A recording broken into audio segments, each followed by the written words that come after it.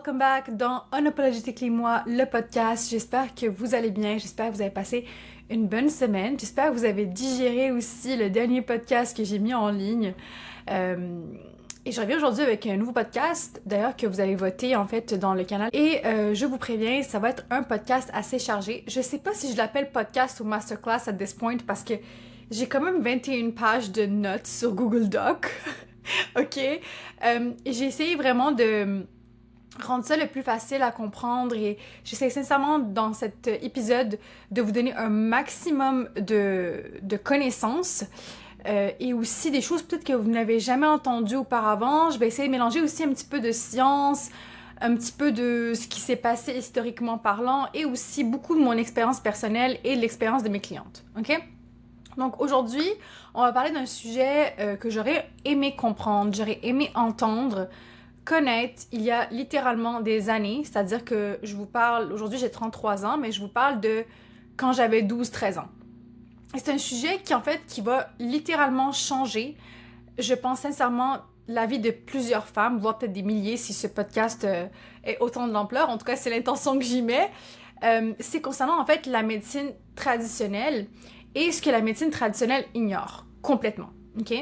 Pourquoi je dis ça? Parce qu'en fait, le modèle de la médecine aujourd'hui, en 2025, on va pas se mentir, on va être honnête, il n'est pas calqué sur le modèle féminin, il n'est pas calqué sur la santé féminine.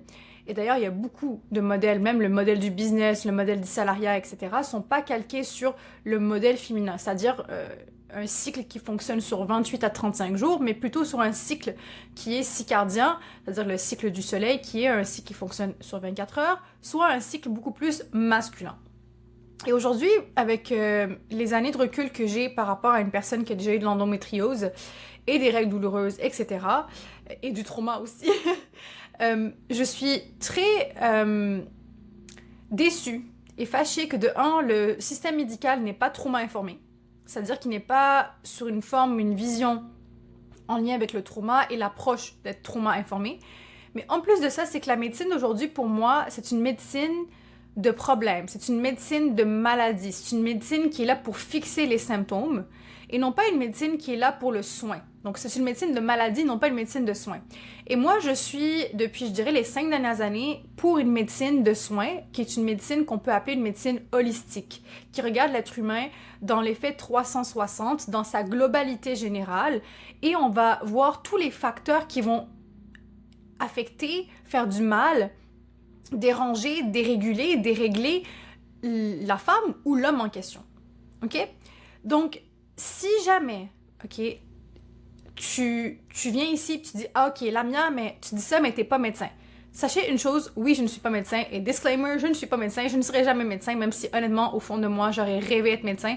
Mais malheureusement, quand j'étais petite, je me faisais pas assez confiance parce que je pensais que, ben, étant donné que j'étais pas très bonne en mathématiques à un certain temps de ma vie, ben en fait, ça servait à rien d'aller dans un milieu scientifique, alors que j'adore la science et je suis quelqu'un qui est tout le temps à l'affût de ce qui s'écrit dans les revues scientifiques. Je suis entourée de médecins, c'est-à-dire j'ai des tantes, des oncles, des cousins, des cousines qui sont dans la médecine, autant dans la chirurgie, dans le général, dans beaucoup plus ce qui est spécifique en termes de médecine, par exemple neurologue, etc.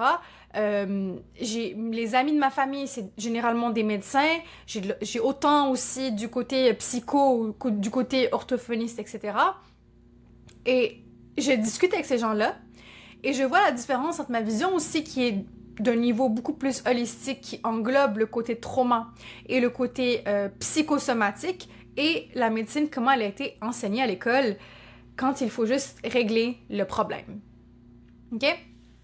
Si t'es une femme qui a absolument tout essayé depuis des années pour régler tes problèmes hormonaux, que ce soit que t'as fait par exemple des changements avec l'alimentation et que t'as une alimentation exactement parfaite aujourd'hui, que t'as ajouté des compléments alimentaires, que tu fais du sport, que tu dors bien, etc., mais ça ne fonctionne pas vraiment pour toi, écoute ce podcast, ou plutôt cette masterclass, ou je sais pas comment l'appeler at this point.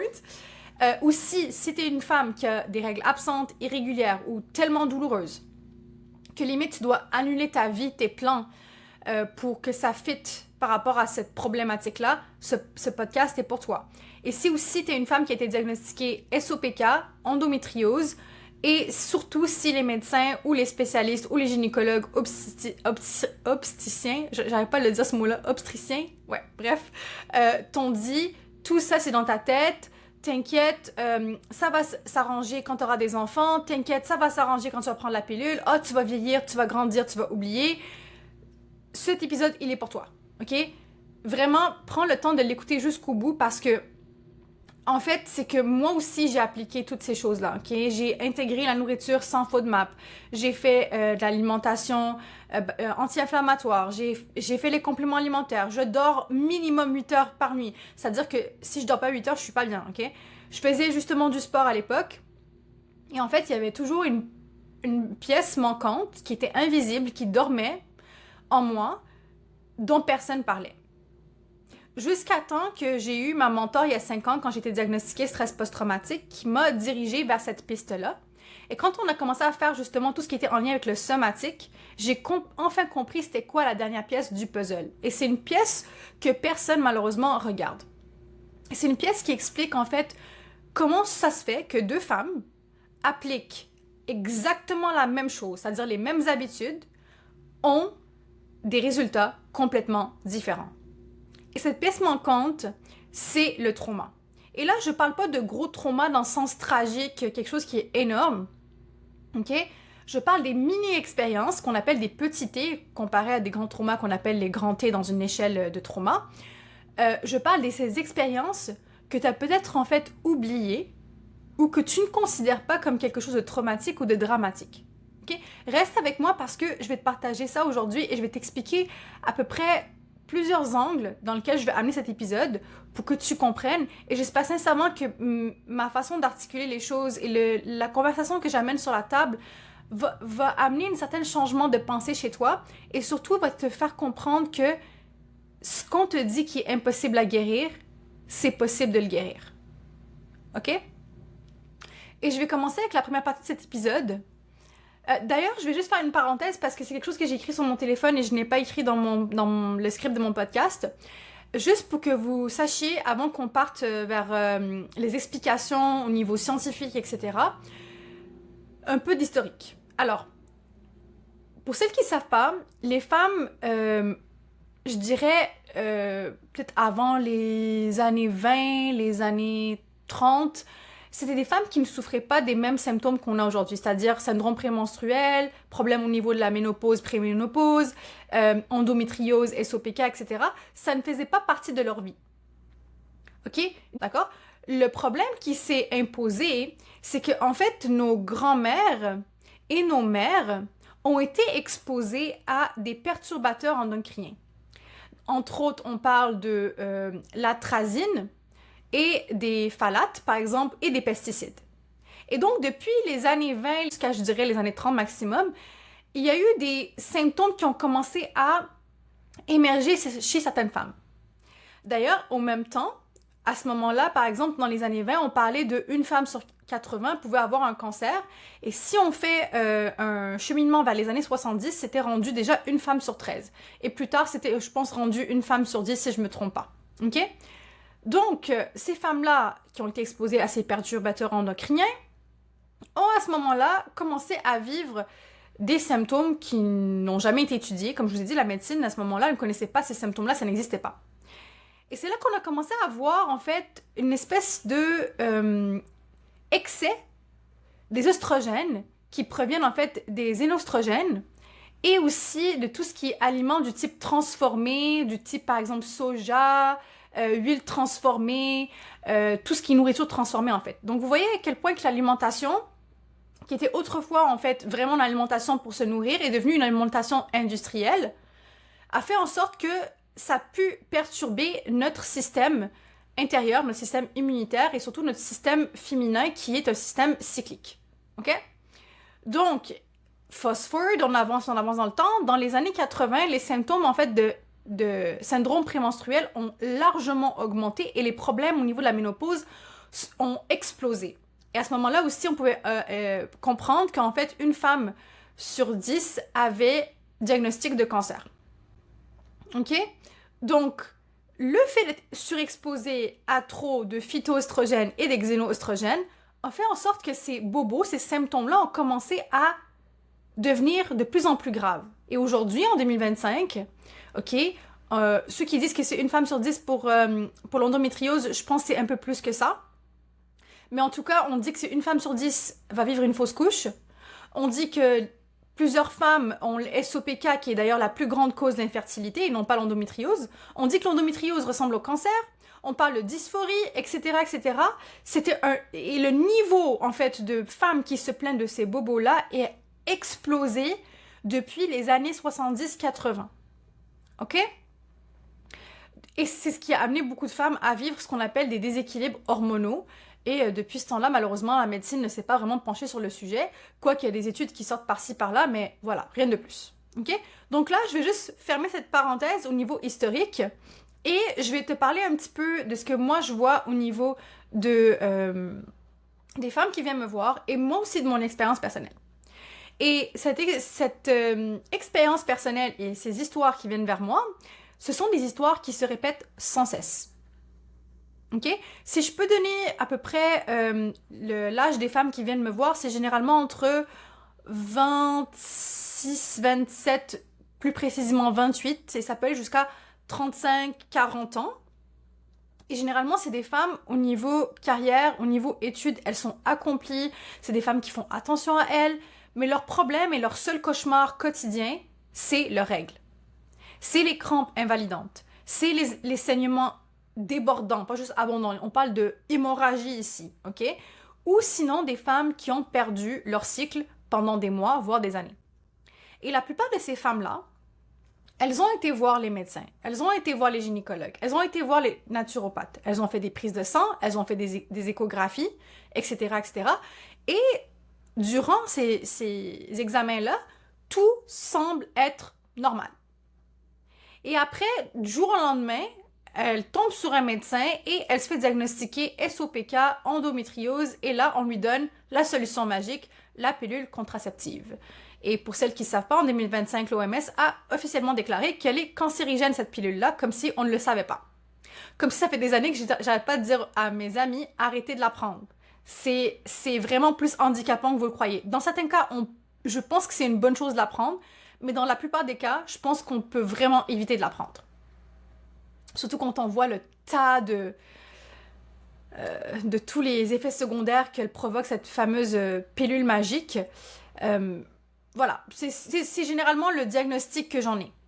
Et ces mêmes femmes dont je vous parle, c'est des femmes qui ont coupé le gluten, qui ont coupé le lactose, les produits laitiers, qui ont coupé le sucre. La plupart, elles me disent « Ouais, j'ai coupé le sucre depuis que j'ai entendu parler de la glucose revolution. » Et aussi, c'est qu'on va souvent prescrire à ces femmes-là du magnésium, de la vitamine D, ce qui est excellent en soi, des oméga 3, ce qui est excellent en soi, du yoga, de la méditation et de l'acupuncture. C'est exactement ce que je me suis fait prescrire pour mon endométriose.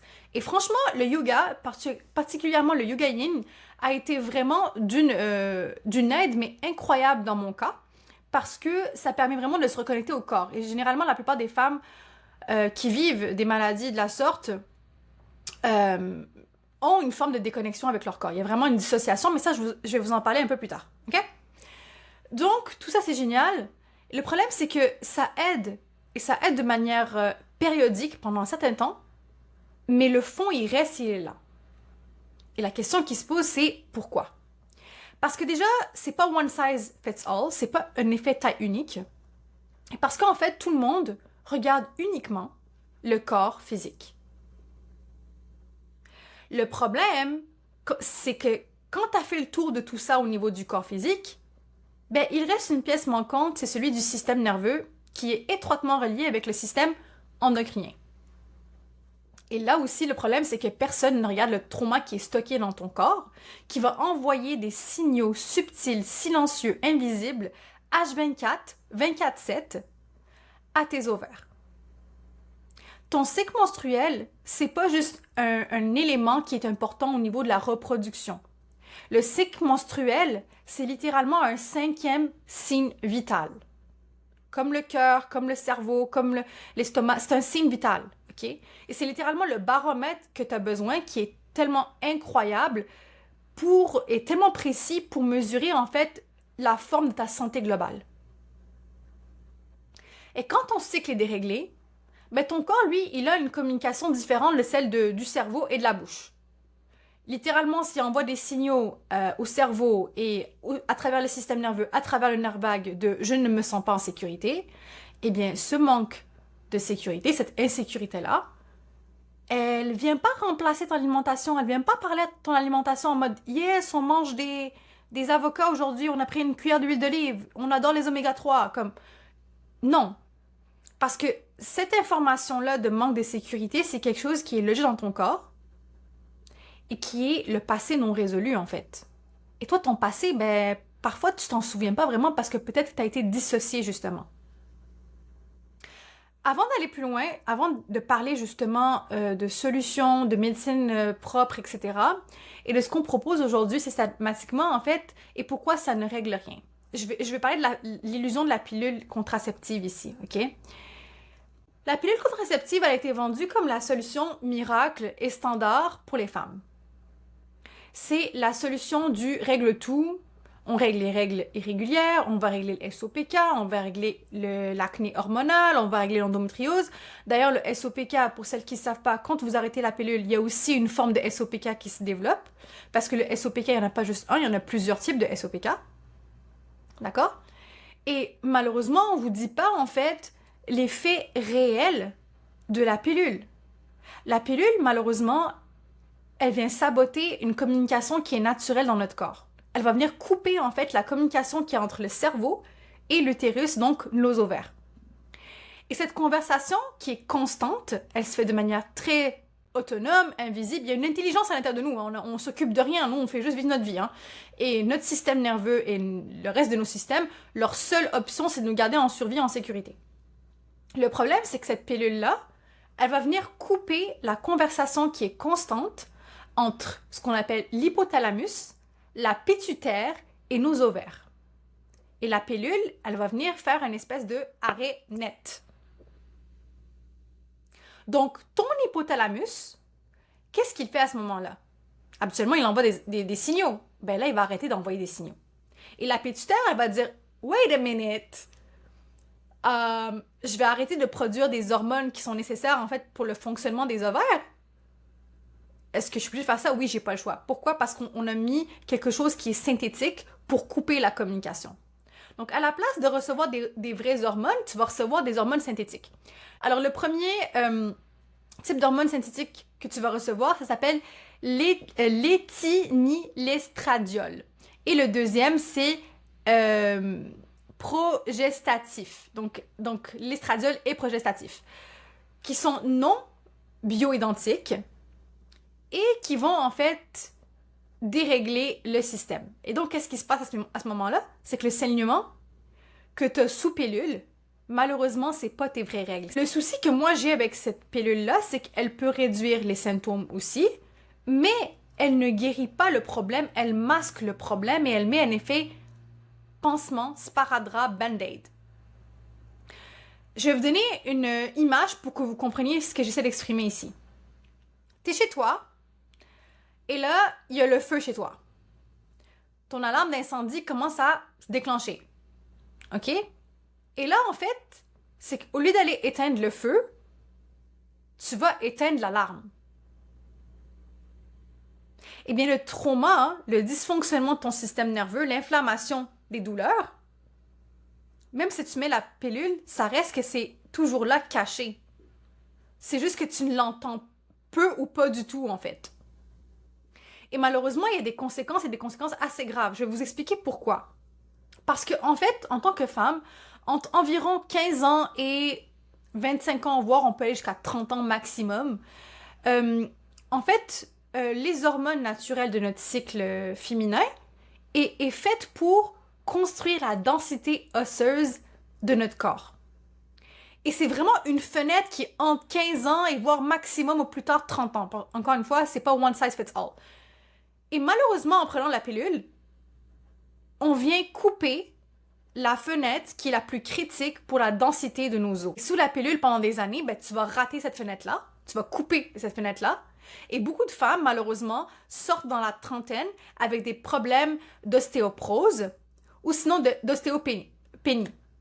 Et c'est la même chose quand elles deviennent un peu plus âgées, vers la cinquantaine et qu'elles ont la ménopause. Elles comprennent pas pourquoi elles ont des douleurs au niveau du corps, au niveau des os et d'où ça sort. Et sans parler d'effets aussi par rapport à la libido, l'humeur, l'énergie, etc., etc. Encore une fois, je suis pas en train de dire que la pilule c'est de la merde, ne la prenez pas. Elle peut être bien dans certaines situations, mais elle est mauvaise dans plus de situations. Et c'est surtout, en fait, ça peut pas être la pilule magique à tous nos problèmes hormonaux. C'est une suppression en plus temporaire de nos hormones. Et c'est comme dire à notre corps, en fait, ton intelligence, là, je ne fais pas confiance et j'en ai rien à foutre. Donc, pour ça, je vais t'imposer un système qui est faux pour que tu fonctionnes comme moi je le veux parce que je dois ne pas avoir des règles abondantes. Je dois, nanana, sans aller chercher, en fait, le vrai problème qui se cache, qui est à la racine et qui fait en sorte que ben, on a ces symptômes-là qui se manifestent de plus en plus dans notre vie. Et donc, pour vraiment guérir, tu dois comprendre ce qui se passe réellement dans ton corps. Tu dois t'éduquer vraiment sur ta cyclicité, sur ta féminité, parce que c'est là où est-ce que tu vas comprendre la science qu'il y a derrière et tu vas aussi avoir plus de compassion envers la femme que tu es quotidiennement. Ton corps, il a une communication, une intelligence qui est parfaite pour toi. It's made for you. It's made for you, so pour que tu sois dans ce magnétisme, c'est fait pour toi, pour que tu sois dans ce bonheur, dans cette connexion, dans ce plaisir, dans la communication de tes désirs. Et la communication dont je parle ici, c'est la communication qui est juste parfaite. C'est celle du cerveau avec les ovaires et l'utérus. Et il y a un axe de communication entre le cerveau et les ovaires. C'est l'axe qu'on appelle HPO. Hypothalamus, pituitaire, ovaire. Et normalement, cet axe-là, il fonctionne de manière à ce que l'hypothalamus va envoyer un signal à notre glande pituitaire et elle va libérer des hormones dont on a absolument besoin pour faire grandir notre ovule. C'est ce qu'on appelle l'hormone, la FSH et la LH, qui vont dire à nos ovaires « Hey, what's up? On est en bonne santé, on est prêt, je t'envoie le signal, tu peux aller faire grandir un ovule. Let's go! » Et là, les ovaires vont produire de l'œstrogène. Et quand on atteint environ 200 pictogrammes, oui, c'est aussi précis que ça, pendant environ 50 heures, ok, notre cerveau va envoyer un pic de LH et boum, ovulation. Et là, c'est comme the best time of the month parce qu'on est dans cette espèce d'énergie avec vers le monde extérieur, on a de la créativité, on a de l'énergie à revendre, on a envie de séduire, notre peau, elle devient brillante, elle devient belle, nos cheveux deviennent brillants, ils deviennent beaux, quand on est en bonne santé, bien sûr. Et ce qui est intéressant ici, c'est que le follicule se transforme en fait en un petit corps jaune qui va produire une hormone qui est cruciale pour ton métabolisme, ton humeur, ton sommeil et qui va être vraiment là, si tu en prends soin à ta ménopause, tu vas vivre la ménopause la plus chef-kiss de ta vie, ok? Et cette hormone-là, c'est la progestérone. Et quand la progestérone fonctionne en compagnie avec l'œstrogène et que tout ça est en bonne santé, eh bien, ça fait un magnifique combo qui fonctionne. Et ça, c'est quand ça fonctionne. Là où c'est un peu tricky, un peu insidieux, c'est que l'axe dont je vous ai parlé tout à l'heure, le HPO, donc hypothalamus, pituitaire, eh bien ici, quand on est sous stress, c'est plus justement les ovaires qui vont aller recevoir la communication, là. Ça va être nos glandes surrénales qui vont s'éveiller. Pourquoi? Les glandes surrénales, en fait, c'est deux espèces d'haricots qui est derrière au niveau du dos, du bas du dos, qui sont celles qui se chargent en fait de tout ce qui est en lien avec la gestion du stress. C'est littéralement notre système de gestion de stress. C'est ce qu'on appelle l'axe ici HPA. Donc, hypothalamus, pituitaire, glande surrénale. Quand tu es stressé, tes surrénales libèrent deux hormones qui sont importantes pour te garder en survie. On a le cortisol et l'adrénaline. C'est littéralement ta réponse de fight or flight, combat-fuite. Est-ce que je dois m'engager dans un combat pour me défendre ou fuir pour me défendre? Et là où ça devient hyper crucial, c'est que ton corps, mon corps, notre corps, ne fait pas la différence entre un danger qui est réel et un danger qui est perçu. Entre attention, je me fais poursuivre par un tigre, un lion, un mammouth, un ours, et mon patron qui vient de m'envoyer un email hyper angoissant, hyper stressant, alors que j'ai 15 choses à faire en même temps, puis là, il me dit que c'est urgent. Et le plus important encore, c'est que quand l'axe HPA commence à communiquer et que ce cortisol se lâche, cette adrénaline se lâche et qu'on rentre dans le fight or flight, combat-fuite, c'est là que le trauma rentre en scène. Parce que ton corps ne fait plus la différence entre quelque chose de vraiment dangereux dans le ici et maintenant et quelque chose dont je me rappelle inconsciemment de mon passé qui est dangereux pour moi dans le ici et le maintenant. Il y a une place dans le cerveau qui va venir régler dans l'espace-temps ce qui est passé, ce qui est présent, ce qui est de l'ordre du futur. Et quand on a un trauma, cette partie-là, malheureusement, elle est déréglée. Et donc, quand un stimuli qui ressemble à un trauma du passé vient justement nous déclencher, cette partie-là du cerveau nous renvoie vers le passé inconsciemment. C'est pour ça que la plupart du temps, par exemple, il se passe quelque chose et là, votre copine, votre ami ou vous-même, vous êtes dans une espèce de overreaction, vous êtes dans le overreact, là, vous explosez de nulle part et vous comprenez pas pourquoi. C'est parce qu'en fait, à ce niveau-là, il y a eu un dérèglement. Je vais te donner un exemple concret. Je vais te parler de mon exemple à moi par rapport à mon stress post-traumatique quand je l'ai vécu en fin novembre 2020. Je traverse la rue, une voiture me percute. Mon corps a une intelligence. Et quand il vient le temps de recevoir un choc émotionnel, peu importe ce que c'est au niveau du trauma, notre corps, comme celui des animaux, a une intelligence, il sait comment faire. Le problème, c'est qu'à ce moment-là, quand j'étais percutée, tout le monde est sorti de leur voiture, appelle mes parents, les ambulanciers débarquent, tout le monde m'a sauté dessus et il y a des gens qui m'ont pris dans leurs bras. Est-ce que ça va? Est-ce que ça va? Ça va? T'es correct? T'es correct? Et en fait, oui, ok, sur le coup, tu vas me dire, mais Lamia, pourquoi tu te plains de ça? Pourquoi tu nous en parles? C'est gentil, ce qu'ils ont fait, ils sont venus vers toi, ils sont sortis, etc. Le problème qui est causé ici, c'est qu'ils n'ont pas laissé mon rythme naturel de stress passer de l'insécurité vers la sécurité. C'est qu'ils ont interrompu la réaction naturelle de stress. Et donc, mon corps, il voulait libérer le stress, il voulait libérer le cortisol, il voulait libérer l'adrénaline. Il voulait peut-être trembler. En fait, si, je voulais vraiment trembler. J'étais comme... J'étais comme ça, puis on m'a dit, t'es correct, t'es correct, t'es correct. Puis je suis comme, ok, est-ce que je suis correct? Je regarde à gauche, à droite, ben oui, je suis entourée, je suis correct. Tu sais, mon cerveau commençait à rationaliser au lieu de laisser mon corps faire le travail. Et c'est là où est-ce que le trauma, en fait, en question par rapport à cet événement-là est resté coincé dans mon corps. Et c'est pour ça qu'à chaque fois que je traversais la rue, j'entendais un klaxon. Quelques temps plus tard, voire presque 1 an et quelques plus tard, j'avais encore de la réactivité par rapport à ça. Parce que mon système nerveux, et je comprenais pas hein, d'ailleurs, mais après je l'ai compris, c'est que mon système nerveux, en fait, il décharge instantanément la même quantité d'adrénaline et de cortisol.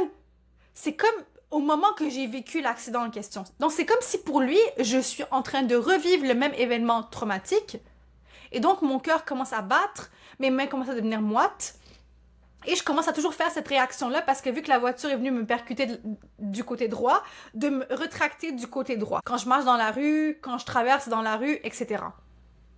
Ok, c'était rendu à un moment donné, dans les prochaines semaines qui en ont suivi, je faisais même attention uniquement d'essayer de traverser la rue de mon côté gauche. Pour vous dire à quel point j'étais dans l'hyper-contrôle pour être sûre de ne pas revivre le danger. Et c'est ça qui se passe quand le trauma n'est pas résolu. C'est que les déclencheurs, les triggers inconscients, vont activer des réactions de stress qui sont excessivement massives, encore et encore et encore et encore, et voire même tous les jours, jusqu'à temps qu'on règle le trauma en question.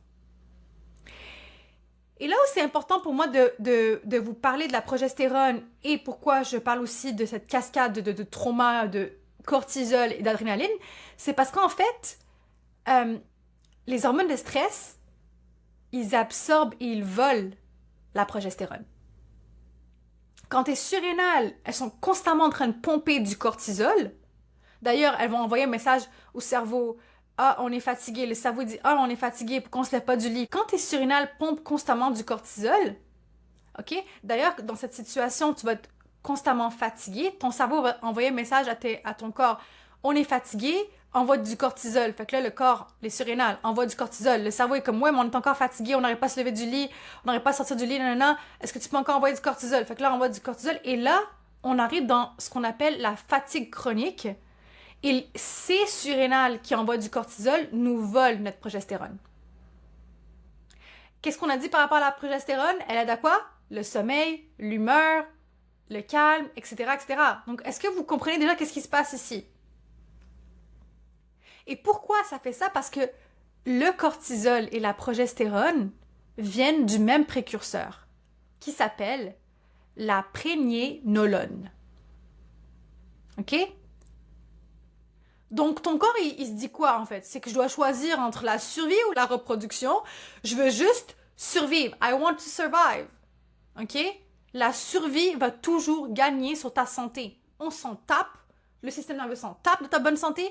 Tout ce qu'il veut, c'est te garder en survie. Et donc, le cortisol monte. La progestérone chute. Et là, qu'est-ce qui se passe? S'il n'y a plus de progestérone, on se retrouve avec une... Qu'est-ce que je disais au début de l'épisode? Par rapport à la parenthèse, les années 20, etc. Une dominance en œstrogène. Et ça, c'est la recette parfaite et idéale pour le SOPK, pour les kystes, pour l'endométriose et pour les règles douloureuses. Et parce que aussi dans tout ça, le foie, à un moment donné, quand il a un excès d'estrogène, il peut plus fonctionner alors que c'est de base le foie, l'usine de nettoyage de notre corps. Et il y a pire, attention, parce que là, ce que je vous dis, c'est vraiment la base. OK? Il y a pire. Le pire, c'est quand ton hypothalamus est bombardé de signaux de stress et ton hypothalamus dit à tes ovaires, écoute, c'est pas sécuritaire pour nous de produire ou de se reproduire, donc on arrête tout, on s'absente, et la ovulation irrégulière ou littéralement absente, et là on se retrouve avec ce qu'on appelle une aménorrhée hypothalamique. Absence de règles. Et tout ça peut arriver tellement de manière inconsciente que consciemment dans ta tête, tu te dis, mais je me sens bien, je suis bien, je vais au travail, je vais à l'école, je fais mes affaires, tu comprends pas là, parce que ça se passe de manière inconsciente. Et parce qu'en fait, le trauma, le corps, son langage est complètement inconscient et invisible. Alors maintenant, tu te demandes, OK, mais c'est quoi le trauma vraiment, Lamia? Parce que là, tu me parles de trauma. Moi, le trauma, habituellement, c'est un truc traumatique dont j'entends parler sur les réseaux sociaux. C'est pour ça que sur Instagram, des fois, je suis comme, oh my God, it's not exactly like that. Mais bon, il faut de tout pour faire un monde et il y a plusieurs façons d'aborder le trauma aussi. Mais en tout cas, qu'est-ce que c'est vraiment le trauma? Parce que je te garantis que ce que tu portes actuellement n'est pas probablement, en fait, ce que tu penses que c'est, en fait. Et quand on entend trauma, comme je disais il y a quelques secondes, c'est que toi, tu penses abus, agression, catastrophe naturelle, guerre, etc. Oui, tout ça, c'est des traumas. Je le nie pas, au contraire, je suis d'accord, et c'est ce qu'on appelle les grands T. Les grands traumas, avec des grands T. Et il y a le trauma qui est un peu plus complexe, qu'on appelle le trauma complexe, ou dans certains langages, le CPTSD, ou ce qu'on appelle des petits T. OK? Donc le trauma, c'est aussi comprendre que c'est toute expérience où toi-même, intérieurement, dans ton expérience sensorielle, tu t'es senti dépassé, ou sinon, où ta réponse naturelle au stress a été bloquée. Donc, la réponse du stress n'a pas pu être complétée. Le cycle de libération n'a pas pu être complet, en fait. Dans une énergie de fight or flight, c'est que t'as pas passé de fight à sécurité. De flight à sécurité. Et c'est là où est-ce qu'on peut parler de trauma invisible. Donc, laisse-moi te donner des exemples qui vont peut-être te surprendre, mais qui sont super importants pour illustrer ce que j'essaie d'expliquer ici. C'est des exemples que j'ai tirés de mes clientes, des exemples généraux, des exemples que j'ai récoltés autour de moi et des exemples qui ont lien avec ma propre vie personnelle. Ok, premier exemple que je peux te donner, c'est, admettons, t'as 5 ans, 6 ans, 7 ans. Et tu t'es perdu, je sais pas moi, au Carrefour, au Leclerc, ou sinon ici, ça peut être Carrefour Laval, le centre commercial, ou peu importe, tu t'es perdu. Et quelques secondes plus tard, tes parents t'ont retrouvé. Et toi, dans ta situation, t'es en train de pleurer, t'es en train de trembler, et là, ta mère, elle arrive, elle dit « C'est rien, arrête de pleurer, arrête de pleurer, arrête de pleurer. » Ce « arrête de pleurer, c'est rien », puis de te toucher, malheureusement, c'est venu mettre le trauma en mode stockage dans tes muscles, dans tes tissus et dans tes fascias. Et donc, ce « arrête de pleurer » s'est transformé en trauma insidieux. Ça peut être ton père qui, par exemple, qui était hyper critique, qui était rigide, OK? Il t'envoie des messages du type genre « T'es pas assez bien, tu dois travailler plus, tu dois travailler dur. Ah là, par exemple, t'aurais dû avoir un 100%. » Et ton système nerveux a enregistré que peu importe ce que je fais, ce ne sera jamais assez. Et donc, me reposer, ralentir, ne pas en faire beaucoup, ne pas être une perfectionniste, égale danger. Ça peut être aussi en lien avec l'harcèlement scolaire, ok? Par exemple, tu as été chercher de l'aide avec les adultes ou d'autres amis autour de toi à l'école, mais personne t'a cru. Ou sinon, tes amis ou les enfants qui étaient amis avec toi ont dit non, non, non, c'est pas vrai, puis ils sont allés de l'autre côté avec le bourreau.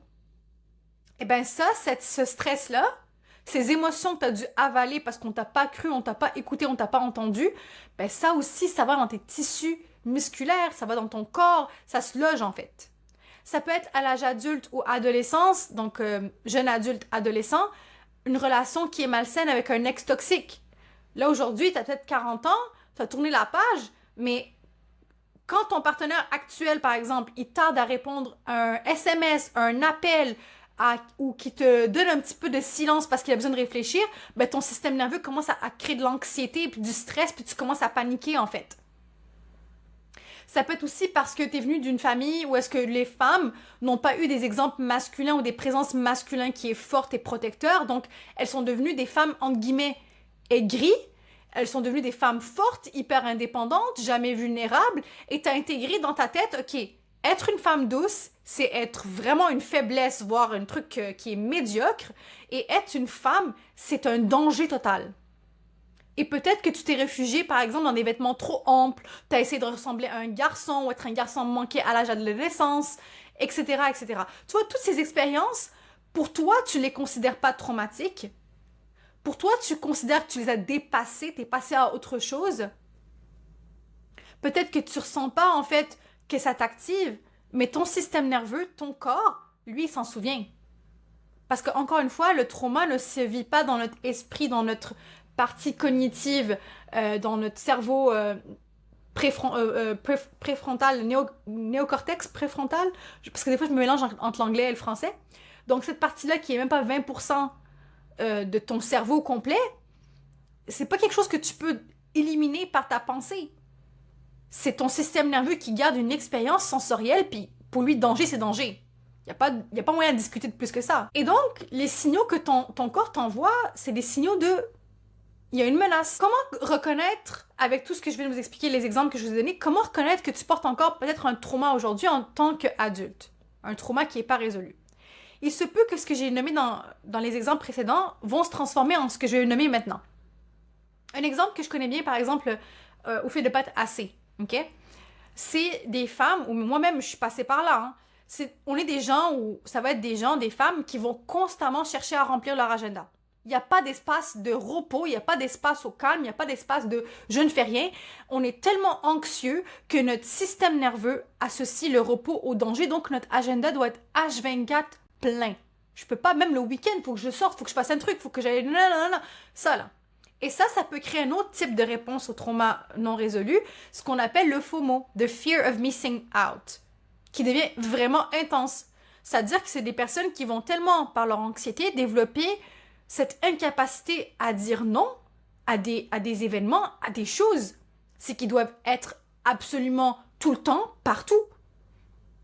Et ça, c'est une tentative de contrôle pour contrôler son environnement, pour se sentir en sécurité. Autre chose, ça peut être par exemple le besoin de validation constant. Donc, on va chercher sur les réseaux sociaux 50 000 fois, est-ce qu'une personne a liké notre story? Est-ce que notre gars sur lequel on a un crush, il a regardé la story? Est-ce qu'il a liké? Est-ce qu'il a pas liké? Vous voyez ça, là, cette panique-là? Ou par exemple, ton copain, ta copine, ton ami, tu lui as envoyé un SMS, un message sur Instagram, puis elle répond pas. Le système nerveux, en fait, il est en train de chercher une réponse, une preuve de sécurité. Extérieure et non pas intérieure. Parce qu'on n'a pas la sécurité intérieure ici. On ne peut pas se la donner, on ne l'a pas. On n'a pas la disposition nécessaire. Un autre exemple, ça va être le perfectionnisme. Donc on se punit quand on échoue, quand on n'en fait pas assez, parce que notre système nerveux a compris que la perfection, ok, égale valeur, égale sécurité. Un autre exemple des émotions, par exemple, la personne qui a eu de l'harcèlement scolaire. Ben, cette colère-là intérieure qui n'a pas pu être exprimée, elle va devenir à l'âge adulte une rage, une colère qui va être inexpliquée. Ce que j'appelle les explosions de colère inexpliquées. C'est des colères qui passent de 0 à 100 en même pas 2 secondes. Au millième de seconde. C'est qu'il y a tellement en fait de trauma et de colère qui n'a pas pu être exprimée qu'au bout d'un moment, ça implose et ça finit par exploser.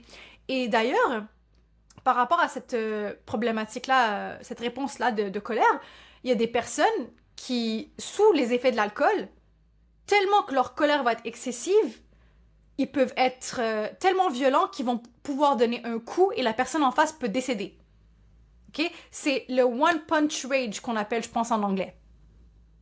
Parce que tellement le corps, il a enregistré, emmagasiné et implosé d'une réponse de combat, donc de fight, que la pulsion du mouvement d'un coup de poing, par exemple, va être dans la capacité de tuer une tierce personne. Un autre exemple, ça peut être les problèmes de peau chronique. J'ai beaucoup de clientes qui viennent avec de l'eczéma, de l'acné.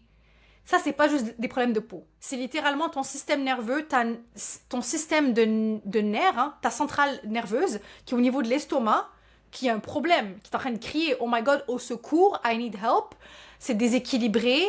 Soit me faire un nettoyage au niveau, par exemple, je sais pas moi, avec de la phytothérapie, ou sinon, on va aller travailler à réguler le système nerveux à ce niveau-là pour diminuer le stress qui sort en manifestation sur la peau. Moi, ça m'est déjà arrivé à travers, par exemple, l'urticaire. Ou ça m'est déjà arrivé aussi avec une dermatite. Tellement de stress accumulé, justement par rapport à mon accident de voiture dont je vous ai parlé, les premiers temps, au début de ce trauma-là, j'avais de la dermatite. Mes cheveux avaient plein de plaques, en fait. Mon cuir chevelu était vraiment dans un état catastrophique. C'est pour ça que je suis allée vers une compagnie de shampoing qui permettait de nettoyer puis de prendre soin du cuir chevelu pour avoir un meilleur cheveu. OK? Un autre problème, ça peut être par exemple l'impossibilité de perdre du poids. C'est ce que j'appelle en fait le poids énergétique. Pourquoi? Parce que le poids que certaines personnes portent, c'est un poids qui vient d'un excès de cortisol. Vous voyez ce qu'on appelle la moon face sur TikTok, je suis sûre que vous avez déjà vu ça. Le visage qui gonfle, le petit gras au niveau du ventre qui protège justement l'utérus, les ovaires.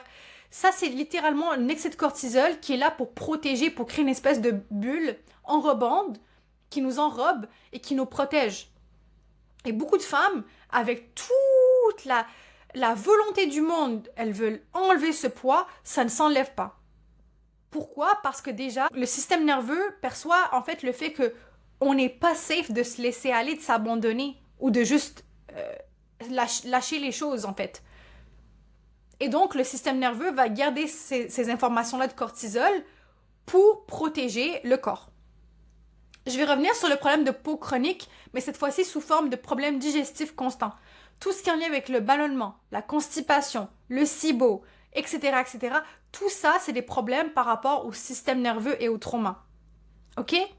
Quand on a trop au niveau de la centrale des nerfs, qui est le deuxième cerveau, au niveau de l'intestin, que des hormones de stress qu'on envoie, alors que c'est là où est-ce que 90% de la sérotonine, qui est une hormone qui est super importante, un neurotransmetteur qui est super important pour notre bonne humeur, si constamment on est dans la peur, dans le mal-être, on se referme sur nous, etc., il y a de fortes chances qu'on va vivre ces problèmes au niveau intestinal. Et je termine avec le nerf de guerre du trauma complexe, qui est la dissociation de son corps. C'est quand on se coupe de nos émotions et qu'on est constamment dans notre tête, à réfléchir, à contrôler, à faire, et ne jamais être dans l'être. Hein. C'est vraiment tout le mal-être de cette société de should have, could have, tu dois, il faut, tu dois, il faut. Et donc, on rentre dans notre cerveau et on se déconnecte de notre corps. Et chez les hommes, ça existe aussi, et autant chez les femmes, ça existe. Et ça, chez les femmes, ça va venir justement affecter notre conversation du jour, qui est en lien avec le fait, bien évidemment, si tu te sens pas en sécurité, si tu es dissocié, tu vas avoir des règles qui vont être absentes, tu vas avoir des règles irrégulières et des règles qui vont être douloureuses. Et je vous raconte tout ça, et c'est que la plupart des clientes qui viennent me voir au début, elles viennent pas me voir pour leurs règles douloureuses, elles viennent absolument pas me voir pour ça, parce que même si elles savent que dans mes coachings de groupe, j'ai tout un accompagnement sur comment vivre en relation étroite et synchroniser votre vie avec votre cycle menstruel et comment éliminer les perturbateurs endocriniens, ça reste qu'elles viennent pas me voir pour ça en premier, elles viennent me voir pour des trucs beaucoup plus, des blocages inconscients qui lui permettent pas d'être la femme qu'elles veulent incarner. Et ce qui est fascinant, c'est que ces femmes-là, elles viennent avec l'idée genre, oui, mais j'ai pas vraiment de trauma. Moi, j'ai vécu une enfance normale. Mais tu sais, c'était quand même assez paisible. J'ai eu ci, j'ai eu ça, on a bien mangé, je me suis bien habillée, on a bien voyagé, Je me suis même surprise moi-même à dire ça, hein. Je vais pas vous mentir, hein, parce que c'est ce qu'on appelle la dissociation en fait. Mais cette dissociation, elle est tellement profonde que les femmes ne ressentent plus la douleur. D'ailleurs, il y a une étude qui a été menée, puis on dit les femmes qui sont par exemple dans la dissociation, la plupart des femmes, elles attendent d'être complètement malades, voire paralysées par la maladie pour prendre congé au travail. Parce que cette dissociation de je me coupe mes émotions, je suis dans le faire, dans ma tête, malheureusement, le corps ne communique pas de la même façon que la tête, et si on n'écoute pas le corps, ben il flanche. Il nous dit ciao, bye, merci, au revoir. Et elles sont complètement coupées de leur corps et elles sont constamment dans la survie. Et le mot survie, c'est à côté de ma vie, c'est au-dessus de ma vie. Je suis pas dans mon corps en train de vivre ma vie, je suis à côté, on the sidewalk. Pendant que mon cerveau est sur l'autoroute, mon corps est sur le trottoir en fait. C'est complètement deux choses différentes qui se sont complètement coupées, alors que le plus important quand on fait le travail sur le trauma, c'est vraiment de créer cette communication bottom-up. Hein. C'est pour ça que j'utilise des techniques somatiques, des techniques bottom-up. C'est d'abord qu'est-ce que le corps communique vers le cerveau. Et après, c'est 80% quand même de la communication. Hein. C'est quand même tous les neurotransmetteurs qui passent des millions, voire 8 milliards, je pense, de communication du corps vers le cerveau. Surtout quand on fait ce travail de trauma toutes les semaines.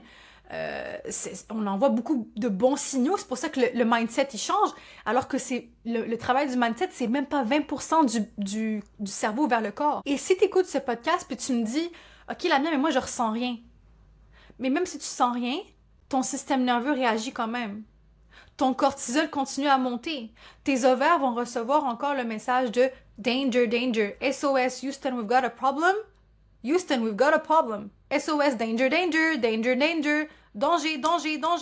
alerte rouge. Et là, l'amygdale, elle doit être dans tous les sens, en fait. L'amygdale, je parle de l'amygdale au niveau du cerveau, qui est vraiment la sonnette d'alarme dans le cerveau. OK?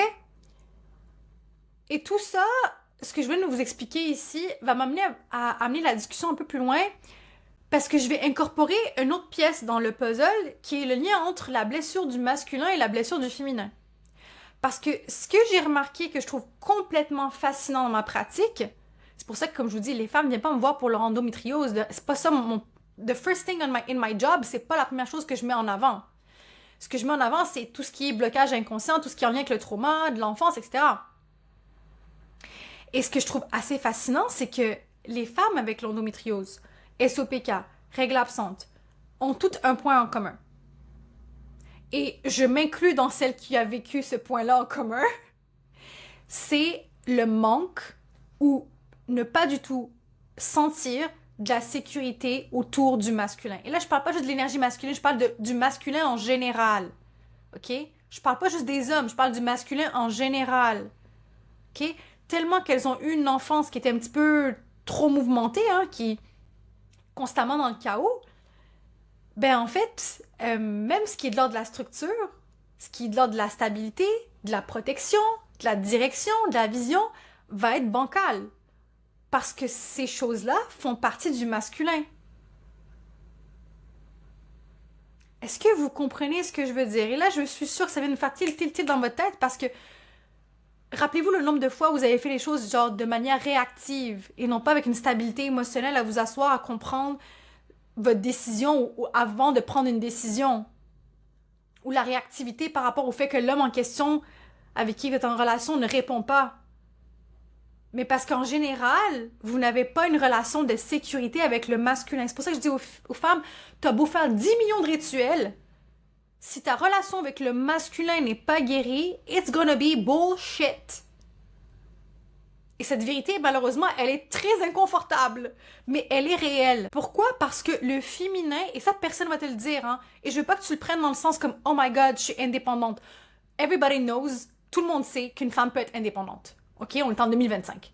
Et même en 1400 et quelques, en Arabie, OK, dans le fin fond du désert, OK, on pouvait savoir qu'une femme pouvait être indépendante. OK? C'est pas une news flash. C'est quelque chose qui est de l'ordre du réel. Surtout aujourd'hui, encore plus, parce qu'on est dans un monde moderne. La vérité inconfortable que je vais te dire, le féminin a absolument besoin du masculin pour s'épanouir. Et quand je parle du masculin, ça commence déjà dans ton masculin intérieur. Si à l'intérieur de toi, cette partie de toi qui est masculine, hein, dans la médecine chinoise, on parle du masculin du côté droit de notre corps et le féminin qui est du côté gauche de notre corps. C'est ce qu'on appelle l'énergie du yin et du yang. Le masculin intérieur est vraiment nécessaire pour le féminin intérieur. Pourquoi?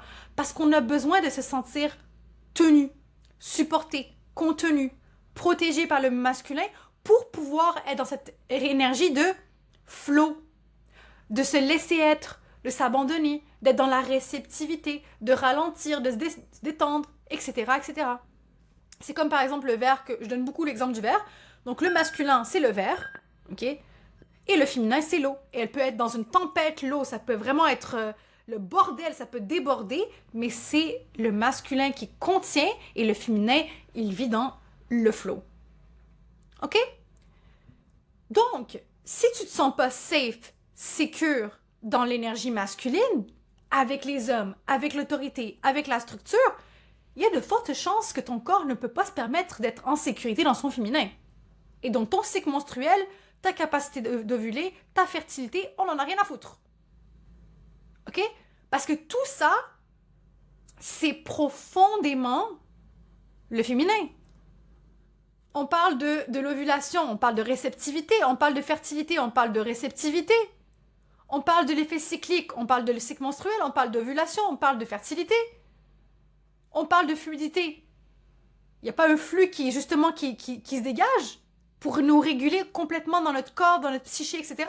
Et donc, si ton féminin et le fait d'être féminine n'est pas safe pour toi, ton système nerveux, ton corps, l'expérience sensorielle que tu vas vivre, va envoyer un message à ton cerveau, qui va envoyer un message à ton corps, et le message est « on ne peut pas ovuler, c'est pas sécuritaire pour nous, please stop it, on coupe le chemin, on arrête ». Et donc, si tu as des blessures masculines, il y a de fortes chances que peut-être que tu as eu un père, par exemple, critique, absent, émotionnellement, physiquement, peu importe, distant peut-être, ok?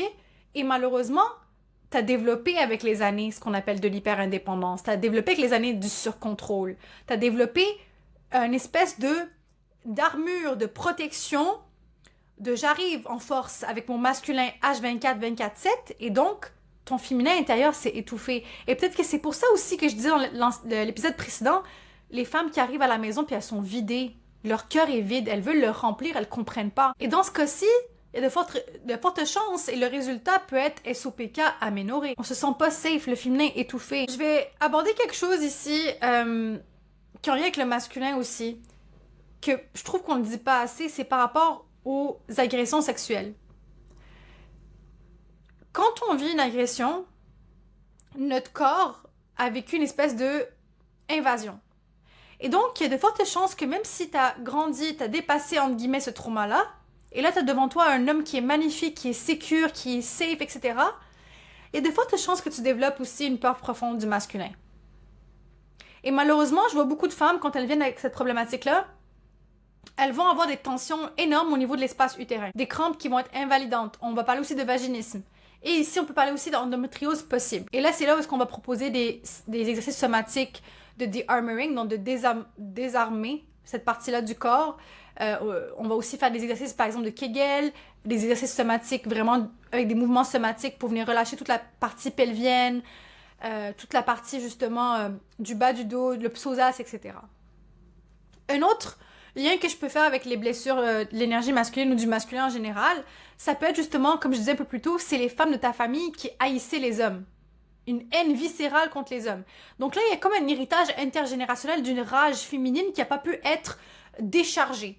Attention, moi je suis pas de ceux qui vont vous dire comme ceux qui vous disent sur TikTok ou sur Instagram, voici des exercices pour décharger la colère et la rage. Non, parce qu'on doit d'abord et avant tout mettre le système nerveux dans une sécurité intérieure avant de passer l'étape de déchargement qu'on appelle le catharsis. Et donc, si tu as grandi dans ce milieu-là de les hommes c'est des ci, les hommes c'est des ça, constamment en train de...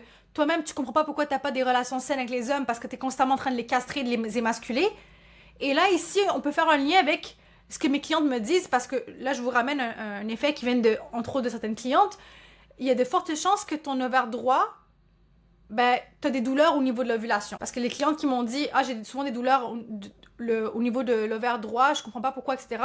On est allé faire le travail au niveau du somatique, des techniques bottom-up.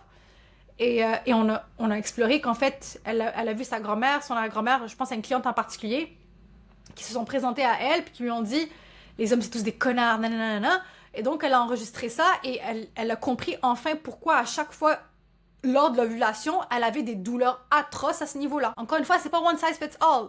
Je vous ramène que les informations de ce que j'ai pu observer et de ce que j'ai observé sur moi-même aussi. Parce que ça, moi, je l'avais beaucoup plus du côté gauche, gauche, au niveau féminin.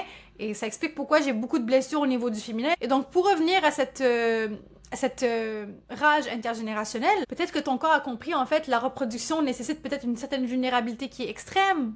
La grossesse, quand même, c'est vulnérable. L'allaitement, c'est vulnérable.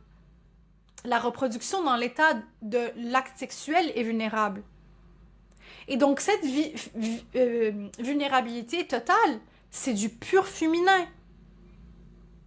Et comme t'as pas la sécurité et l'énergie masculine, t'as encore des blessures avec le masculin, ben, ça te bloque. Et si ton système nerveux ne se sent pas sécure et safe d'être vulnérable, ben, il y a des fortes chances que la fertilité, elle puisse bloquer. Maintenant, passons aux blessures féminines, et là, on va parler de l'ovaire gauche, qui stocke justement tout ce qui est en lien avec l'énergie féminine, donc la mère, la femme, les femmes dans ta vie, la relation avec ton propre féminin, etc. Donc, si jamais tu as grandi en pensant que le féminin est faible, comme moi, et que tes émotions, c'est vraiment shameful, c'est embarrassant, c'est honteux, que tu dois toujours être rationnelle et être forte, au point que tu as rejeté ton féminin, comme dans mon cas, j'ai détesté être une femme, entre mes 15 ans jusqu'à environ mes 27 ans. Si tu te rejettes d'être une femme, et que tu détestes tes règles comme j'ai détesté mes règles, et que tu détestes ta cyclicité, ben en fait, ton cycle féminin, c'est l'expression ultime de ton féminin. Et c'est pour ça qu'il y a beaucoup de femmes qui viennent me voir, et moi j'étais là-dedans, hein, avec beaucoup de problèmes hormonaux, et la guerre avec leur corps et leur féminité. Je parle ici de hyper-indépendance, hyper-productivité, du hustle, le mouvement girl boss par exemple, la peur de ralentir, la peur de recevoir, la peur de se laisser aller, la peur de surrender. Dans cet état en fait de surabandonner et de se laisser aller, de lâcher le contrôle et être dans ce mouvement de fluidité du féminin en fait qui vit en nous, qui est juste magique, et une fois qu'on rentre en connexion avec ça, oh my god. It's so juicy, ok? Et pour beaucoup de femmes, ça c'est très épeurant, c'est terrifiant même, de lâcher le contrôle. Parce que lâcher le contrôle quand on était jeune, on était enfant, et par rapport à notre historique, et qu'est-ce qui se passe au niveau du système nerveux et de l'expérience sensorielle au niveau du corps, ben en fait, quand je lâche le contrôle, ben ça veut dire que je suis en danger. C'est quand je contrôle que je suis en sécurité. Et le truc, c'est qu'on peut pas tout contrôler. Et on peut pas contrôler non plus le chemin vers un cycle sain, en fait. Parce que le plus qu'on se met de pression aussi à avoir un cycle féminin sain, le plus notre corps va être comme on peut pas se détendre parce que t'es en train de nous forcer à faire quelque chose. Et se forcer à dire je dois me détendre, je dois être comme ci, je dois être comme ça va être compliqué. Donc c'est d'aller dans la connexion avec le corps et de faire confiance au corps qu'il a sa propre intelligence et de recevoir avec amour et d'accueillir cette intelligence. Maintenant que tu comprends un peu le côté émotionnel, énergétique, ok, c'est plus énergétique parce qu'encore une fois, c'est pas one size fits all, mais j'ai remarqué que plusieurs clientes se rejoignaient par rapport à ce que je vous disais par rapport au masculin, au féminin il y a quelques instants. C'est qu'en fait, ces données-là que j'ai prises, ce n'est pas des données scientifiques. Je vous ai donné le scientifique un peu plus tôt, mais là, c'est beaucoup plus le côté émotionnel et énergétique. Et là, ça m'amène à un petit peu aller plus loin par rapport aux manifestations physiques, et on va en parler. Encore une fois, c'est basé sur des expériences de mes clientes, c'est basé sur ce que j'ai pu prendre en note et rassembler. Ok? Je vais directement entrer dans le vif du sujet. Je vais parler de l'endométriose parce que c'est quelque chose qui m'a déjà été... qui a déjà fait partie de ma vie, qui m'a touchée. Pour vous expliquer un petit peu qu'est-ce qui se passe et c'est quoi l'endométriose, c'est le tissu similaire à ta muqueuse utérine qui pousse à l'extérieur, donc hors de ton utérus. C'est fondamentalement, en fait, une maladie qui est inflammatoire. Et ton système immunitaire, en fait, ce qu'il fait, c'est qu'il attaque ton propre tissu. OK? Et en fait, qu'est-ce qui cause vraiment l'inflammation chronique et massive? C'est malheureusement le stress chronique, le cortisol élevé et le système nerveux en mode constamment en danger, danger, danger, danger. OK? Comme je viens de l'expliquer un peu plus tôt. Et je vois régulièrement beaucoup de femmes qui souffrent d'endométriose, qui portent un trauma en lien avec un attouchement non consenti ou un rapport sexuel non consenti ou une agression qui était non résolue parce que le corps était en dissociation ou parce qu'en fait, elles ont pensé qu'elles ont passé à autre chose. Et donc, qu'est-ce qui se passe au niveau de l'espace utérin? C'est littéralement une espèce de guerre. C'est comme si le corps se mange constamment, en fait. Et le corps est en train de dire « Sorry, mais cet espace n'est pas safe pour moi. » Et pour vous faire part d'une expérience personnelle, quand j'ai eu l'endométriose, j'avais 15 ans. Puis c'est là que le diagnostic s'est fait. Et quand j'ai commencé à retracer, maintenant avec le recul et avec l'intelligence que j'ai par rapport à la connaissance de ça, j'ai compris qu'en fait, quand notre cycle va pas bien, il faut toujours aller regarder 3 à 4 mois un peu plus tôt. Et je me rappelle, en fait, ce qui s'est passé 3-4 mois plus tôt, c'est que j'ai subi, en fait, par une personne qui était proche de la famille, qui était plus ou moins mon âge, dont j'étais attirée, mais rien de plus, qui a décidé d'avoir des mains un peu trop baladeuses sur mon corps. Et quand je suis revenue de vacances et je suis rentrée chez moi à la maison, à la rentrée scolaire, j'ai commencé à avoir des symptômes d'endométriose. Et avec un saignement surabondant, des règles vraiment handicapantes, j'ai manqué des examens plus tard à l'âge adulte, j'ai perdu du travail, etc., etc.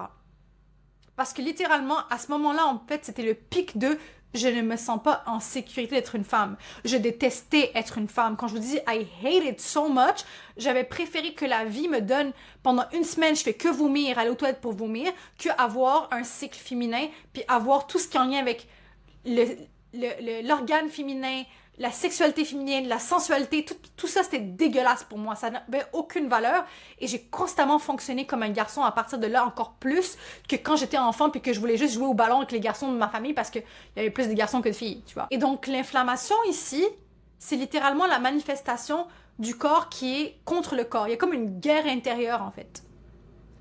Si je parle de SOPK, ce que j'ai observé c'est que d'abord au niveau scientifique, c'est beaucoup de petits follicules qui mûrissent pas malheureusement. Et à un moment donné, quand on a un niveau très élevé d'androgène, qui est une forme d'hormone, ben le cycle commence à devenir irrégulier. Et c'est là aussi que la résistance à l'insuline commence à embarquer. Parce que le SOPK, pour celles qui ne savent pas, le number one qu'il faut aller attaquer, c'est le problème à la résistance à l'insuline et l'excès de cortisol. Donc, qui dit cortisol élevé, dit corps moins sensible à l'insuline, dit corps qui pompe plus d'insuline, dit corps qui pompe plus de cortisol.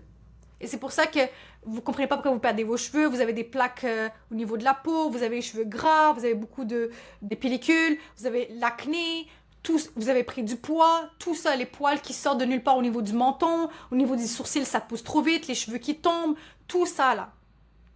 Et au niveau énergétique, le SOPK, c'est souvent associé à cette énergie d'être dans l'hyper-indépendance. Et aussi être dans un perfectionnisme qui est extrêmement rigide, mais genre psychorigide plus. Parce qu'on est constamment dans notre énergie masculine. Et les ovaires ici, qu'est-ce qu'elles vont dire si elles reçoivent tous ces messages-là? On fonctionne comme un homme. Qu'est-ce que tu veux de plus? Elles vont dire quoi? Elles vont dire, bon, elle peut pas ralentir, donc elle veut pas être dans son féminin, alors c'est quoi le but d'ovuler? Je vais passer l'ovulation, on va passer à autre chose, on va continuer à fonctionner de manière linéaire. C'est bon, c'est arrangé. Et en ce qui concerne ici l'aménorrhée hypothalamique, donc c'est l'hypothalamus dont on parlait tout à l'heure, qui va juste arrêter d'envoyer des signaux, ok? Et la médecine, malheureusement, va dire à la plupart des femmes que c'est le sous-poids, l'exercice excessif et le stress qui fait que ça arrête les règles. C'est possible. C'est des facteurs. Le sous-poids, par exemple, moi, quand il y a une période où je mangeais presque pas, j'étais rendue à 42 kilos par rapport à mon stress post-traumatique, mes règles étaient absentes. Ciao, bye, merci. Genre, il n'y a pas le temps pour ça, en fait. Ou, par exemple, après avoir vécu un événement traumatique en 2019, quand je suis partie en vacances dans le sud de la France, 3 mois sans mes règles. Mon corps, il m'a dit, mais t'as vu dans quel danger que tu m'as mis? En plus, tu m'as mis dans un contexte où est-ce que le danger est en lien avec le masculin en plus de ça. Fait que les règles, on n'en a rien à foutre. Ciao, bye, merci, continue de vivre ta vie. D'ailleurs, attention, si vous avez le SOPK, ne faites pas d'exercice excessif. Si vous avez une aménorrhée, diminuez les exercices physiques ou encore arrêtez parce que ça tue votre progestérone et ça augmente encore plus de cortisol. Donc, s'il vous plaît, faites attention à ça. la médecine va te dire justement, ça affecte toutes les femmes. Mais c'est faux en fait, ça affecte certaines femmes et pas d'autres femmes. Je connais des femmes qui sont hyper sportives. Quand je faisais de l'athlétisme, elles avaient leurs règles mensuellement. Il y en avait d'autres qui n'en avaient pas. Parce que c'est le système nerveux qui envoie des signaux au système endocrinien et qui va dire si c'est safe ou pas safe. Mais si tu portes un trauma qui est constamment dans ton corps puis qui communique inconsciemment un cas de danger, ton corps va dire c'est pas le moment d'avoir nos règles là, on s'arrête ici. Est-ce que vous comprenez? Maintenant, j'ai passé au niveau des crampes intenses. On va arrêter de dire c'est normal, c'est pas normal. C'est un mythe, cette normalité-là, c'est commun, mais c'est pas normal. Et avoir des crampes qui te mettent au sol, c'est extrêmement pas normal. C'est littéralement en fait un signe de tension qui est énorme au niveau de l'espace utérin, au niveau de la vulve, etc. Et c'est souvent lié justement, comme je disais, à un trauma sexuel, une contraction qui va être chronique au niveau du plancher pelvien. Et donc là, il faut vraiment mettre des exercices somatiques et aller explorer beaucoup plus la détente, la respiration aussi, qui peut vraiment aider à ce niveau-là. Ce qui me permet de passer au SPM. Alors, l'SPM, aussi commun et pas normal, c'est littéralement, en fait, un tas de choses. C'est de l'irritabilité, de la dépression d'un coup, de l'anxiété d'un coup, ballonnement avant les règles. Tout ça, c'est des signes classiques d'une progestérone qui est au plus bas, ou voire qui est inexistante. Pourquoi? Parce que le cortisol a volé la progestérone et il y a un excès d'estrogène. Est-ce que vous comprenez pourquoi du comment maintenant? Et la réalité, c'est que tous ces problèmes, endométriose, SOPK, aménorrhée, crampes, SPM, etc., c'est pas juste des problèmes hormonaux. OK? Mettez-vous en tête, là, c'est des problèmes du système nerveux qui se manifestent et qui impactent mon système hormonal. Donc, tu peux prendre tous les suppléments du monde, manger parfaitement, faire du sport. Si ton système nerveux dit « je suis en train de vivre un trauma inconscient », les hormones ne vont pas se réguler. Elles vont être dérégulées. Et c'est pour ça qu'il y a des femmes qui essayent plein de nouvelles routines sans voir de changement qui est durable aussi. Parce qu'on ne se préoccupe pas de la racine, on se préoccupe du pansement, du band-aid. La bonne nouvelle, c'est qu'il y a des moyens justement de changer ça. Je pense que je vous ai donné beaucoup d'insights aujourd'hui que vous pouvez déjà commencer à changer, à régler.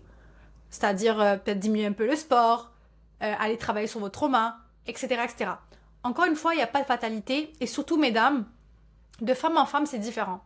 Quand j'ai commencé en 2020 à faire du cycle syncing, j'ai commencé à avoir des mini-résultats par rapport à mon endométriose et à diminuer les crampes au bout de 3 mois, 4 mois. Et les vrais résultats ont commencé à être beaucoup plus 6 mois plus tard. Mais après, j'ai dû mettre beaucoup plus de choses pour m'en sortir. J'ai dû ajouter, par exemple, hors de l'alimentation. Hein. Okay? Hors de l'alimentation, j'ai dû ajouter le fait de changer tous mes produits cosmétiques, de passer à du naturel, à du bio, à pas de parabènes, pas de sulfate, etc. Parce que ça contribue à dérégler mes hormones. J'ai essayé au maximum dans la maison d'utiliser uniquement des cuillères, des ustensiles en acier inoxydable, en bois et enlever tout ce qui est plastique. J'ai changé mes shampoings comme je vous ai dit tout à l'heure. Les bouteilles d'eau en plastique, malheureusement, c'est les choses avec lesquelles j'ai plus de difficultés parce qu'on ne vend pas de bouteilles d'eau minérale ici dans des bouteilles de verre. Mais de consommer maximum avec du verre, diminuer le plastique. Tout ce qui est thé, par exemple, j'achète plus des sacs de thé. Je vais acheter en vrac.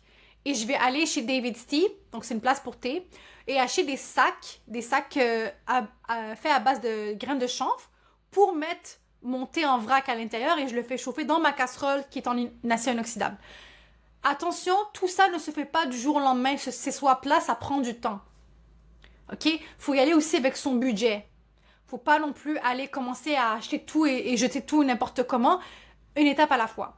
Et oui, j'ai vu des femmes, par exemple, avoir un cycle de 60 jours, passer un cycle de 45 à 35 à 28, comme j'ai vu des femmes qui ont eu des règles absentes pendant des mois à revoir les règles, comme j'ai vu des femmes comme moi qui avaient de l'endométriose, l'endométriose est partie, etc., etc. Et en fait, c'est pas de la magie. Ce que je veux vous faire comprendre ici, c'est que encore une fois, chaque femme est unique, chaque système nerveux est unique, chaque environnement dans lequel on a grandi est unique. Et c'est la beauté des choses. Mais il faut être patient parce que c'est pas de la magie, c'est de la biologie. Et dès que tu enlèves des petits blocages à chaque fois, de manière à penser holistique, là, tu vas observer en fait ton corps vivre des changements. Et tu vas voir comment il va commencer à s'auto-réguler ton corps. C'est pour ça que dans le coaching de groupe, il y a tout ça qui est incorporé. Hein. On travaille énormément le système nerveux à travers le mouvement, à travers les techniques somatiques, donc vraiment tout ce qui est bottom-up. On travaille aussi tout ce qui est en lien avec les traumas ou les manquements de l'enfance. On travaille les relations pour équilibrer, plutôt harmoniser le féminin et le masculin intérieur. OK? On travaille aussi avec tout ce qui est en lien avec la nourriture, s'assurer de manger. En tant que femme, on a besoin de manger bien. On a besoin de bons gras, on a besoin de protéines, on a besoin d'anti-inflammatoires en termes de nourriture. Il y a des essentiels qu'on doit mettre en place durant notre cycle féminin. Comme par exemple, je le sais que quand j'ai ma période de règles, il y a une plante que je vais utiliser plus qu'une autre en phyto pour pouvoir faire des infusions, pour reminéraliser mon système, mon corps. Par exemple, je sais que quand c'est ma période folliculaire, juste quand je sors de mes règles, mon corps a besoin de probiotiques, des probiotiques.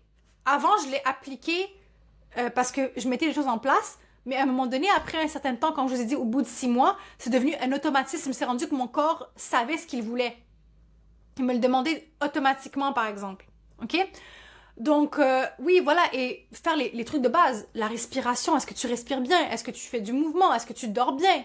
Optimiser votre sommeil. OK, les écrans bleus, là, avant de dormir, c'est non. Le matin, en se réveillant, c'est non. Si vous pouvez acheter une lumière rouge, c'est populaire et c'est connu en ce moment, là, sur les réseaux sociaux, pour le soir, avant de dormir, et le matin, quand vous vous réveillez, faites-le. Le matin, c'est important d'aller passer minimum 10 minutes face au soleil et capter les ondes de vitamine D. C'est super important pour notre cycle circadien intérieurement. OK? Vous avez la possibilité sur Amazon, vous pouvez acheter ces horloges, OK? Pour vous réveiller, pour pas vous faire réveiller par votre téléphone avec une alarme qui est genre oh my god. Il y a ces horloges en fait qui agissent comme si c'était le soleil qui se lève dans votre chambre. Et donc, ça c'est génial parce que ça va venir chercher les hormones de cortisol qui sont bonnes pour vous. Parce que l'objectif, c'est pas d'enlever tout le cortisol. L'objectif, c'est d'avoir un bon rapport de cortisol. Vous voyez ce que je veux dire? Donc, c'est comme si le soleil se lève et là, cette lumière qui est captée par vos yeux, vos oreilles et votre visage va tranquillement vous faire un réveil en douceur. Parce que le réveil avec l'alarme du téléphone, là, qui lâche un tas de stress avec d'hormones de cortisol dès le matin, c'est chaud, on va pas se mentir, OK? Il y a aussi cette idée de comprendre, comme je vous dis, le cycle, donc folliculaire, comprendre que j'ai plus d'énergie, je suis plus focus, c'est le bon moment pour moi pour prendre des décisions, faire des projets importants. La phase ovulatoire, c'est là où est-ce que j'ai un pic d'énergie, plus de sensibilité, plus de créativité, plus de communication sociale. C'est là où est-ce que je peux, par exemple, si j'ai des conflits avec d'autres personnes, je peux aller les régler parce que j'ai ce magnétisme qui se communique avec les autres. La phase lutéale qui est un peu avant mes règles, que tout le monde déteste, mais moi que j'adore parce que une fois que tu as bien travaillé ta relation avec ton corps, avec ton féminin, avec ton système nerveux et ton cycle féminin, ça va être la période de ta vie qui est la plus intéressante. Parce que tu vas rentrer dans cette introspection, tu vas ralentir, tu vas commencer à avoir le sens du détail et tu vas te préparer pour la semaine de tes règles. Et quand tu as fait le ménage de tout ça, quand tu arrives à tes règles, et franchement, aujourd'hui, mes règles, et ça, c'est même mes collègues qui me l'ont dit il y a 3 ans quand je faisais 3-4 ans, quand je travaillais en même temps de faire ma business que je fais aujourd'hui, et je faisais un travail alimentaire à côté. Je travaillais chez COS. Et quand j'avais mes règles, mes collègues, ils me disaient, mais t'es glowy, la mienne, t'as une belle peau, t'as des beaux cheveux. Parce que pour moi, c'est devenu la période la plus cauchemardesque de ma vie à la période la plus juicy de mon mois, en fait. Et je vis ça comme un moment de ralentissement intérieur et je me sens bien et je vais honorer cette intelligence sacrée qui fait que, ben, en fait, après, it's my best time of the month, honestly. La période où est-ce que je suis le plus stressée, c'est généralement après les règles, dans la phase folliculaire et la phase ovulatoire, j'ai envie de faire plein de choses, en fait, ok? Mais quand je ralentis, j'aime ça revenir vers ma phase d'ermite et vraiment me connecter avec moi. Un autre point qu'on ne dit pas assez pour les personnes qui ont l'endométriose ou des problèmes au niveau santé intestinale, c'est d'éliminer, comme je vous ai dit tout à l'heure, les perturbateurs endocriniens, mais d'éliminer les toxines qu'il y a dans notre estomac aussi. Donc, d'incorporer, par exemple, des aliments comme le clou de girofle, par exemple, dans des infusions pour nettoyer notre intestin. Parce qu'aujourd'hui, de plus en plus, les études commencent à dire que les problèmes d'endométriose, par exemple, c'est en lien avec des parasites. Oui, tout le monde a des vers, tout le monde a des parasites, mais on ne le sait pas. Ce sont des êtres vivants qui vivent à l'intérieur de nous, dont on n'est pas au courant, mais qui fuck up notre corps. Et c'est pour ça que, par exemple, on va se faire diagnostiquer. Il y a beaucoup de femmes qui se font over-diagnostiquer endométriose et over-diagnostiquer SOPK parce qu'elles ont des symptômes qui sont en lien avec, en fait, le fait que le microbiote est déstabilisé par des vers intestinaux, par le candida, par d'autres choses, par exemple les métaux lourds aussi. Hein? Si, comme moi, vous avez eu un appareil dentaire et que vous avez l'espèce de métal qui est en dedans, ça, malheureusement, ce métal-là, à chaque jour, quand on boit, on mange, on l'ingère dans notre corps. Et on pense que c'est rien de grave. Mais en fait, ça, par exemple, le mercure qu'on peut trouver aussi dans le poisson, etc., qui sont des métaux lourds, dérèglent notre corps. D'où l'importance de se faire parfois de temps en temps un nettoyage au niveau du foie et de l'intestin. On commence par le foie toujours. Et après l'intestin. OK? Et d'ailleurs, moi, c'est une des choses qui m'a beaucoup aidée par rapport à mon endométriose, c'était de faire le nettoyage justement de ces parasites-là. OK? Et j'avais même incorporé à ce moment-là une cure avec de l'argile.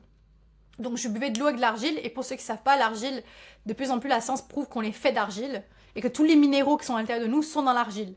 Donc, et c'est pour ça qu'on parle de cataplasme d'argile à l'époque, qu'on faisait ça, etc., etc. Et même, parlant de cataplasme, vous pouvez faire des cataplasmes, par exemple, de l'huile de ricin au niveau de l'estomac, du ventre, pour aider par rapport aux règles aussi, aux douleurs et aux crampes. Et donc, c'est de mettre des petites choses comme ça dans la vie quotidienne qui peuvent venir chercher et créer une meilleure relation avec le corps. Mais par contre, ça reste toujours d'aller voir la racine qui est en lien avec le trauma. Un dernier point que je voudrais aborder ici, c'est de faire le ménage de vos relations. Les relations qui vous stressent, qui créent trop de suradaptation, trop de people pleasing, trop d'hyperactivité, trop de hyper contrôle, etc. Essayez de les diminuer ou de vous distancer et de chercher des amitiés et des relations qui sont acceptables pour toi, pour une version que tu veux incarner. Là où vraiment tu peux être authentique et toi-même. OK? Et le but là, avec tout ce que je vous ai donné, c'est pas oh my god, j'ai plein de choses à régler, je dois faire nanana. Non, c'est d'aller avec toi, la première chose que tu as envie de mettre en place, qui va te donner ce sentiment de je suis dans mon pouvoir intérieur, dans ma confiance avec moi-même. Et de prendre la décision aussi de se dire ok, je vais pas avoir peur, je comprends pourquoi j'ai cette problématique-là, pourquoi pas aller explorer qu'est-ce qui se passe au niveau trauma dans mon stress intérieur. Quelles sont les modalités que je peux mettre en place? Quelles sont les actions que je peux mettre en place pour diminuer le stress dans ma vie quotidienne et aller dégager ce qui se communique de manière invisible dans mon corps et qui ne me sert plus aujourd'hui en fait. Parce que j'aspire à une meilleure vie, parce que oui, on peut avoir la meilleure vie dont on rêve, c'est-à-dire avoir autant la carrière, autant une belle vie intérieurement, autant aussi avec la relation avec les autres. Et ça, c'est un travail qui va être un travail de tous les jours, jusqu'à notre lit de mort, je pense qu'on va continuer de le faire. Donc c'est vraiment ébaucher toutes ces pelures d'oignons, en fait, qui vont nous amener à chaque fois vers le noyau, puis de repartir vers quelque chose à laquelle qui nous inspire à vivre une vie telle qu'on l'a choisie, en fait. Bon, on arrive à la fin de cet épisode. On est quand même rendu, je pense, à 1h23, okay, presque 1h30. Le soleil est quasiment en train de se coucher où est-ce que je suis, littéralement. Et j'étais vraiment ravie de faire cet épisode qui est limite, comme je vous ai dit, on dirait que c'est une masterclass, c'est même plus un épisode de podcast, on va pas se mentir. Donc si jamais vraiment t'écoutes ce podcast et ça te fait peur, tout ça c'est too much pour toi. Prends le temps de le réécouter. Et oui, de le penser à l'écouter avec une énergie de peur, en mode j'ai tellement de travail à faire sur moi. Mets-toi en tête que t'es pas un être à fixer, t'es pas dysfonctionnel, t'es pas une anomalie, t'es pas anormal. Et ton corps n'est pas contre toi, encore une fois. Ton corps, il fait exactement ce qu'il est censé de faire avec son intelligence qui est parfaite, celui de te protéger. Et ce, peu importe ce que tu qualifies de défaut de chez toi, ces défauts-là, c'est des messages. OK? Donc, ton corps est en train de te dire, il y a quelque chose qu'il faut guérir là, il y a quelque chose que nous devons peut-être plus écouter, regarder. Parce que je me sens pas safe de lâcher ceci ou cela. OK? Et maintenant que tu comprends que tu as le pouvoir et que tu peux être autonome et que tu n'es plus une victime, ni de tes hormones, ni des circonstances de la vie, tu peux agir. Commence petit, ok? Et t'as pas besoin de tout changer d'un seul coup. C'est too much quand on fait tout d'un seul coup. Ton système nerveux va dire stop, this is dangerous. Je veux rien savoir. Mais c'est juste de chaque jour, peut-être par exemple, noter ton cycle menstruel, noter par exemple un pattern, un schéma qui se répète, faire une respiration pendant 5 minutes, aller faire une marche, un petit déjeuner par exemple protéiné ou avec plus de oméga 3. Et peut-être même venir voir une coach comme moi, qui est beaucoup plus trauma informée pour commencer justement la libération de ce qui se cache derrière tout ça. Et oublie pas que chaque petit pas que tu vas mettre en place compte pour des grands pas. Moi, je suis très fan des petites victoires et j'arrêterai jamais d'être fan de ça parce que c'est ça qui m'a donné le courage de passer de où est-ce que j'étais à qui je suis aujourd'hui. Et dans tous les cas, mets-toi en tête que la guérison est possible. Il n'y a rien qui est impossible. Ton mindset là, doit dire les champs du possible sont ouvertes. Même l'impossible est possible. Parce que moi, je me suis fait dire jamais tu vas guérir ton endométriose. Et guess what? Quelques années plus tard, je suis retournée faire des examens, il n'y avait plus rien. Ils étaient tous choqués. Mais j'ai pas attendu à compter sur les médecins. C'est pas mon, j'ai pas le temps d'attendre après une tierce personne qui va me parler de comment mon corps fonctionne. OK? Partage cet épisode à une femme qui en a vraiment besoin. OK? Parce qu'il y a beaucoup de femmes qui souffrent là en silence, là, puis qui comprennent pas, puis il n'y a pas de solution, puis nanana, puis là, elles se renferment entre elles. Puis le trauma, c'est ça aussi, c'est se renfermer sur soi, hein? Être dans l'isolement. Et en fait, le but, c'est pas d'être en isolement, c'est de se connecter avec les autres parce que nous sommes des êtres de connexion. Et justement, d'aller vers cette ouverture, de créer cet environnement-là de bien-être. Pour soi, quand c'est aligné avec soi. Et on peut se tromper aujourd'hui, mais au moins on le sait que si je me suis trompée, ça fonctionne pas pour moi, je peux passer à essayer autre chose. OK? Merci d'avoir écouté mon épisode et merci d'avoir été présente aujourd'hui. C'était vraiment un plaisir pour moi de faire cet épisode. C'est beaucoup d'informations, je dois avouer, it's a lot. C'est long, c'est quand même presque 1h30 de podcast. Mais j'étais ravie de le faire, je suis contente de l'avoir fait. Je suis contente d'avoir mis ce petit bout de moi, cette nouvelle conversation que je peux amener sur une table de milliers de femmes qui ont eu des opinions assez rigides par rapport à leur santé. Et j'espère sincèrement que ça t'a éveillé quelque chose chez toi, puis prends soin de toi. N'oublie pas, encore une fois, n'hésite pas à me laisser un commentaire en dessous de l'épisode du podcast ou encore sur YouTube. Ça me fait toujours plaisir de te lire et je te dis à très bientôt pour le prochain épisode. Ciao guys!